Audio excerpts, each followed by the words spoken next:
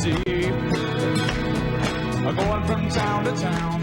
I know I'll let you down in so many ways. I know that sorry does. They called him the Quiet BG, but those who knew him best called him something else entirely. Maurice Gibb wasn't just the man in the middle of the most famous harmony in pop history.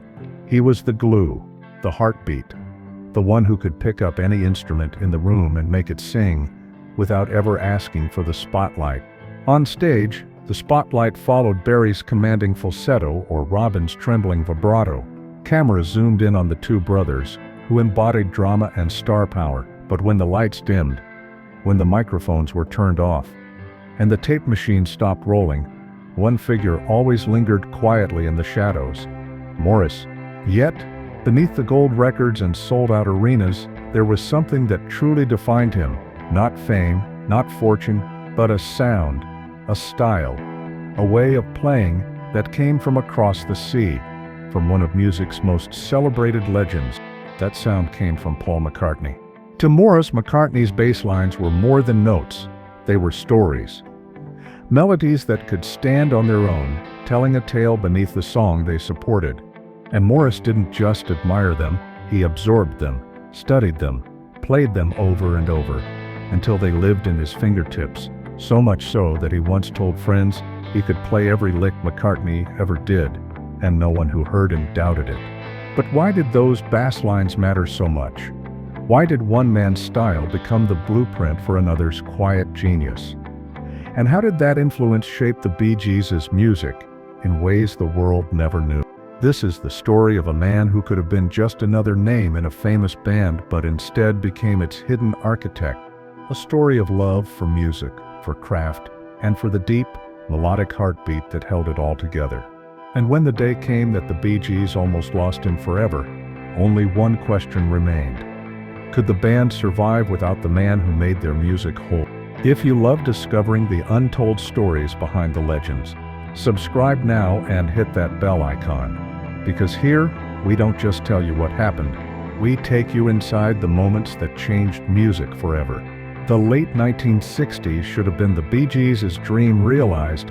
Barry, Robin, and Maurice Gibb had crossed continents, moving from Australia back to London, carrying with them years of ambition and a growing catalog of songs.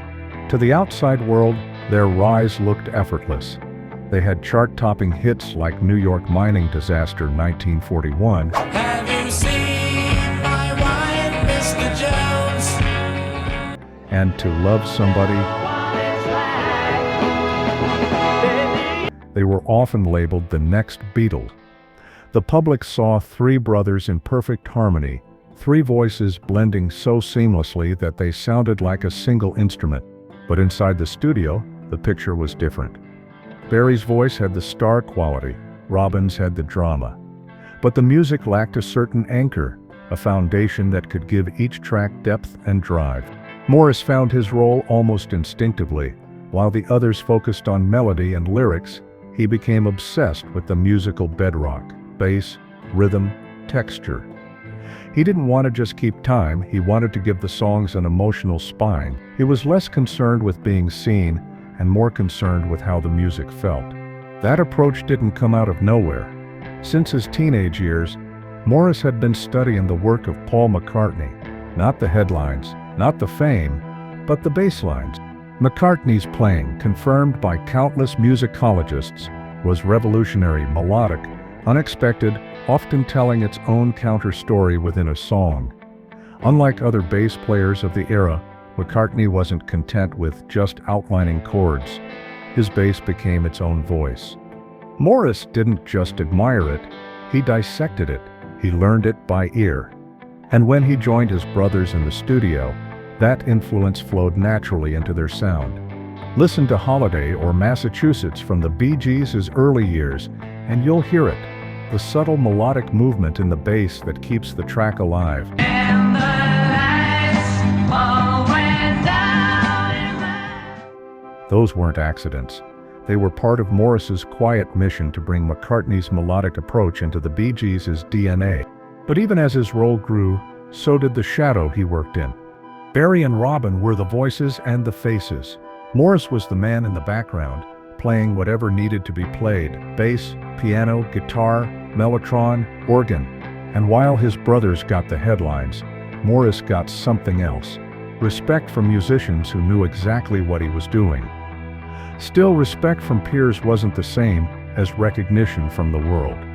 And in the years ahead, that quiet imbalance would test him more than anyone realized.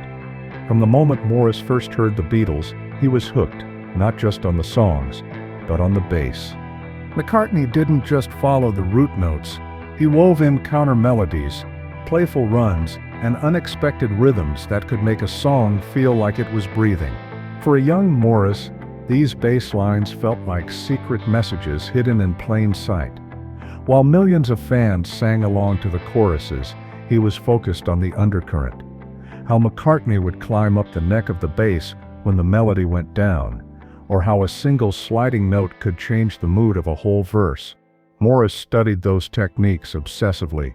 He'd sit for hours, needle-dropping the record player back to the same bar until every note was etched into his memory. Paperback Writer, Rain, Lucy in the Sky with Diamonds. Maurice could mimic them perfectly. Friends recall him demonstrating these runs casually, as if they were part of his muscle memory. In Bee Gees tracks like Words and To Love Somebody, you can hear it. Bass parts that don't just sit in the background, but rise and fall like a voice of their own. An everlasting smile, a smile can bring you near. These weren't typical pop arrangement. They were carefully layered with bass lines that carried as much emotion as the vocals on top. Industry insiders have confirmed that Maurice's ability to adapt McCartney's melodic style into the Bee Gees' work was one of the unspoken reasons their early ballads had such depth. It was Maurice who added the emotional current beneath the harmonies. Still, McCartney was celebrated as a frontman, a songwriter, a global icon. Maurice was content to be the architect in the shadows, at least for now. By the mid-1970s, the Bee Gees were in Miami, reinventing themselves for the disco age. The music world had changed, and the brothers knew they had to evolve or risk fading away. Maurice's McCartney-inspired bass lines now had to compete with pulsing dance beats, but he didn't resist. Instead, he adapted, adding funk grooves, syncopation, and bass runs that gave hits like Stayin' Alive and Night Fever their unforgettable drive. Session engineers recall him experimenting late at night, locking into grooves until they had the perfect blend of melody and rhythm. They describe Maurice as tireless, willing to record take after take until the bass felt alive. Listen closely to Stayin' Alive. Yes, the falsetto grabs attention, but the heartbeat of the track, the steady push that makes people move, comes from Maurice's bass.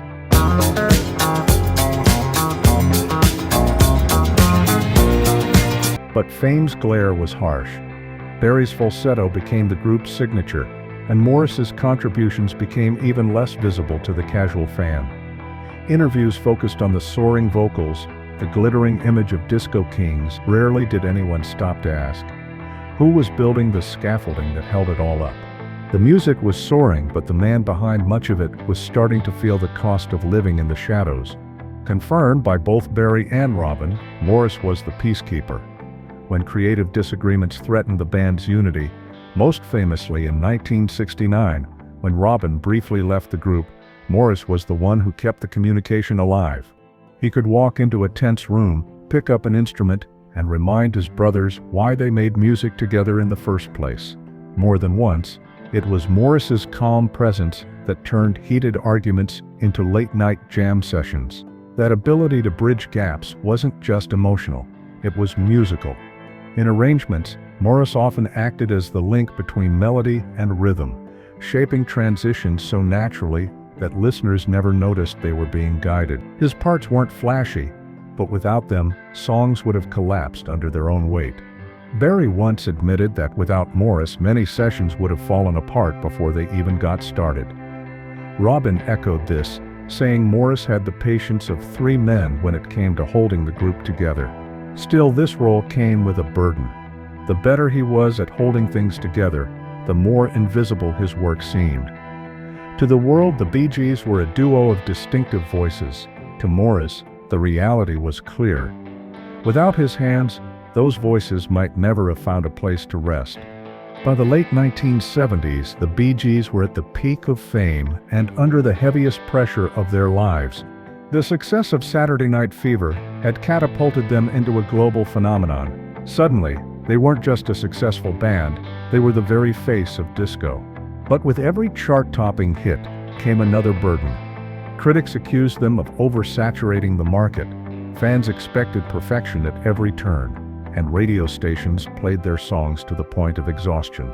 For Maurice, the strain was personal. He had always been the brother who put the band before himself, but now the spotlight grew so blinding around Barry's falsetto that his own identity seemed to vanish completely. Biographers confirm that during this time, Maurice developed a dependence on alcohol. He was never sloppy on stage. He remained professional and precise, but off stage, the bottle became a way to escape the feeling of being invisible. Friends recall nights where Maurice would open up quietly, admitting he felt like a spare wheel in the Bee Gees machine. Not unnecessary, but unrecognized. And yet, despite these struggles, he never let the music suffer. In the studio, he still delivered with his usual precision. On stage, his bass still carried the band, and in the quieter moments, he still played those McCartney lines, almost as a way to remind himself why he had chosen music in the first place. It was this strange duality that defined him, battling his own shadows while holding up the light for everyone else. When disco collapsed at the start of the 1980s, the backlash was brutal. Radio stations banned the Bee Gees. DJs destroyed their records in public protests. In America, the phrase, "disco sucks," became a cultural rallying cry. For many bands, that would have been the end. But the Bee Gees were not like other bands. Maurice, in particular, saw a way forward. If they couldn't release music under their own name, they could write and produce for others. And so they did. Working with Barbra Streisand, Dionne Warwick, and Kenny Rogers, the brothers quietly delivered some of the biggest hits of the decade. And behind many of those sessions was Maurice, laying down bass, adding piano, filling in whatever gaps needed to be filled. Listen closely to Streisand's Woman in Love,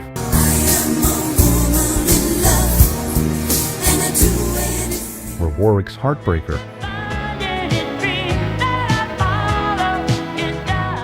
And you'll hear Maurice's touch, not in the obvious vocals but in the textures, the warm bass, the subtle chord progressions, the steady presence that anchored the songs.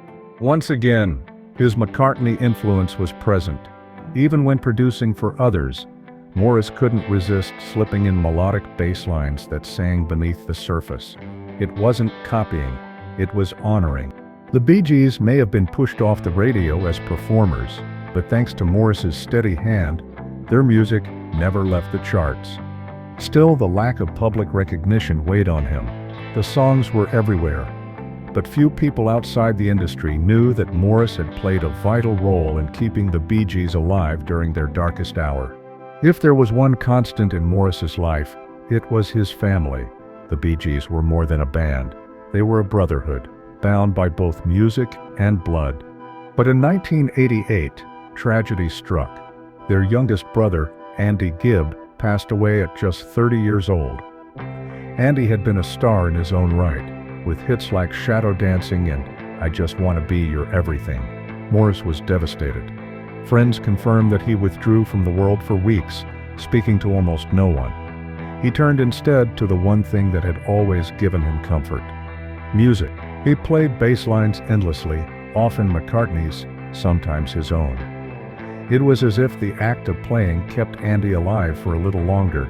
The loss shook the entire family, but Maurice carried it in a unique way. On stage, he played with renewed intensity. Fans noticed the Bee Gees' harmonies seemed tighter, more precise, more urgent in the years that followed. Behind the scenes, it was Maurice making sure of it, pushing himself and his brothers to honor Andy through their music.